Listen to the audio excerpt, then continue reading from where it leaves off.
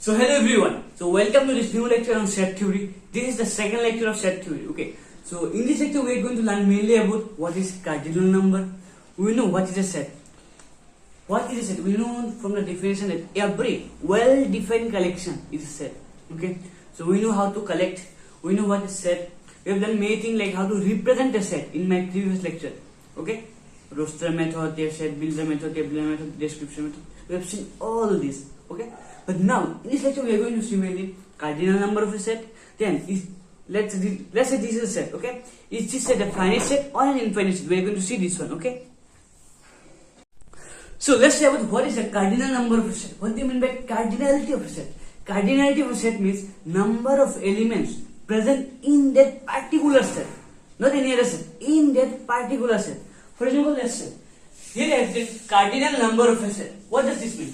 Number of elements present in a set, okay, in that particular set. For example, let's say they have given a set A, set of letters of the word wolf.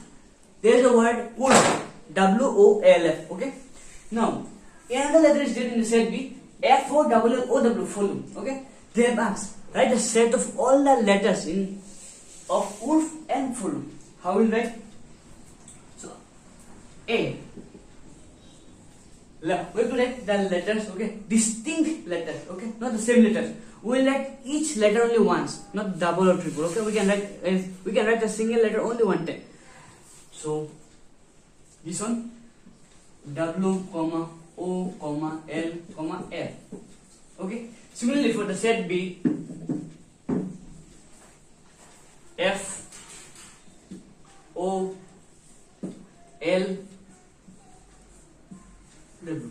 So, if you represent the elements of the set, we will get both the sets are equal. Both the sets are equal. How both the sets are equal? See, W, O, L, F, F. Understood?